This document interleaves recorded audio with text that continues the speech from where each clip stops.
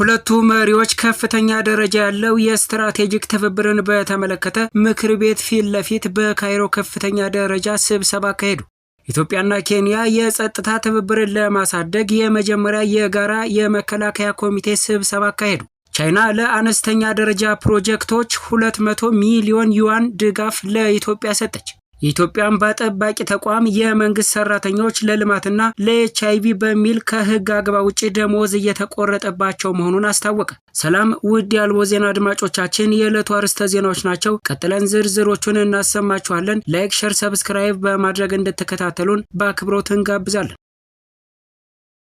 ኢትዮጵያና ኬንያ የጸጥታ ትብብርን ለማሳደግ የመጀመሪያ የጋራ የመከላከያ ኮሚቴ ስብሰባ አካሂደዋል። ኢትዮጵያና ኬንያ የጋራ የመከላከያ ኮሚቴያቸውን የመጀመሪያ ስብሰባ በናይሮቢ አካሂደዋል። ይህም የሁለትዮሽ የመከላከያ ትብብርን ለማጠናከርና የክልል የደህንነት ቅንጅትን ለማሳደግ ያለመ እርምጃ ነው ሲሉ የኬንያ የመከላከያ ሚኒስተር ተናግረዋል። በኬንያ የመከላከያ ዋና መስሪያ ቤት የተካሄደውና በኦፕሬሽን ፕላን ዶክትሪንና ስልጠና ኃላፊ በሆኑት የመከላከያ ኃይሎች ረዳት አዛዥ ሜጀር ጄኔራል ፍሬድሪክ ሉሪያ የተመራው የ3 ቀናት ስብሰባ በሁለቱ ሀገራት መካከል ያለውን ወታደራዊ ተሳትፎ በማጠናከርና በአፍሪካ ቀንድ ውስጥ የጋራ የደህንነት ተግዳሮቶችን በመፍታት ላይ ያተኮረ ነበር። ስብሰባው ባለፈው ዓመት በሁለት ሀገሮች መካከል የመከላከያ ግንኙነትን ለማስተዳደርና ለማጠናከር መደበኛ ማዕቀፍ የተመሰረተ የመከላከያ ትብብር ስምምነት መፈራረሙን ተከትሎ ነው። በመስከረም 2025 የኢትዮጵያና ኬንያ አዲስ የመከላከያ ትብብር ስምምነት ተፈራርሟል።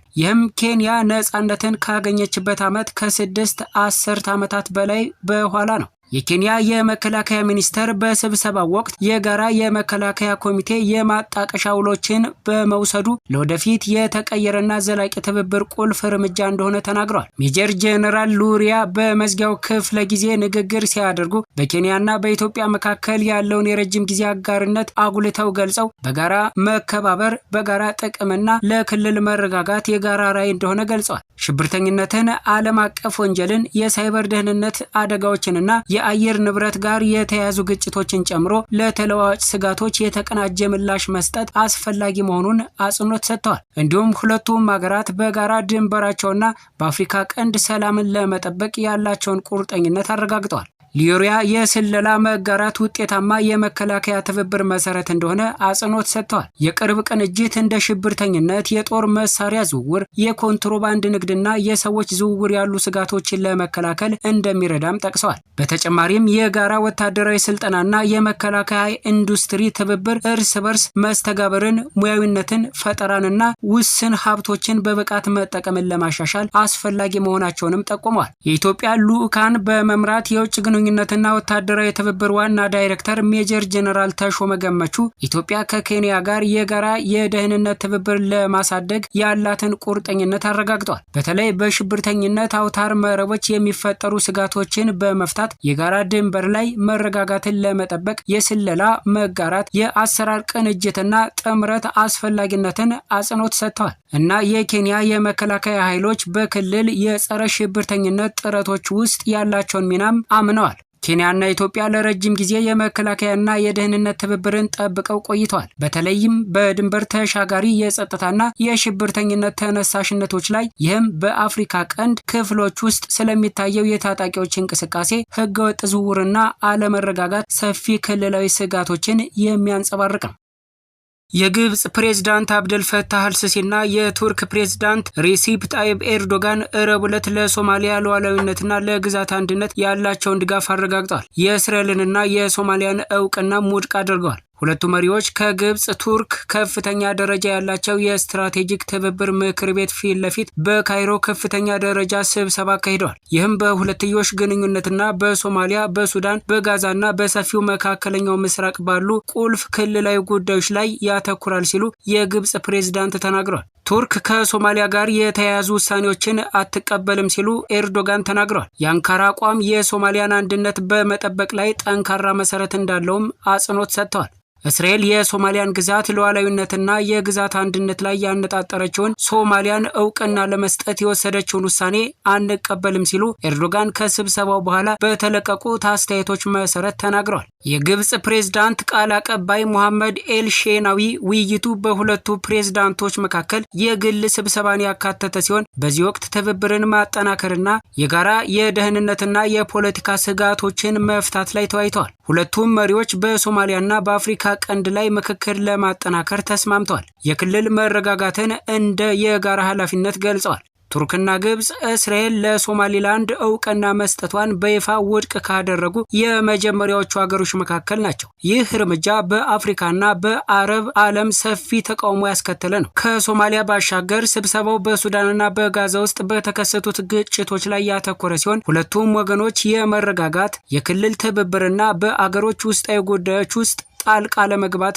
አስፈላጊነትን አጽንኦት ሰጥተዋል። ውይይቱ ለዓመታት ከተጣበቀ ግንኙነት በኋላ በአንካራና በካይሮ መካከል ያለው ግንኙነት መሞቅን አጉልቶ አሳይቷል። ከስብሰባው በኋላ ሁለቱ ሀገራት የመከላከያ፣ የንግድ፣ የኢንቨስትመንትና የጤናና የግብርናን የሚመለከቱ በርካታ ስምምነቶችንና የመግባቢያ ሰነዶችን ተፈራርመዋል። ይህም በተለያዩ ዘርፎች የትብብር መስፋፋትን ያሳያል። ሶማሊላንድ በ1991 ከሶማሊያ ነጻነቷን አውጃለች። ነገር ግን በዓለም አቀፍ የማህበረሰብ እውቅና አላገኘችም። የሶማሌ ፌዴራል መንግስት ግዛቱን የአገሪቱ ዋና አካል አድርጎ ይቆጥረዋልና እውቅና ለመስጠት ጥረቶችን ለመቃወም የዲፕሎማሲ ድጋፍ አድርጓል።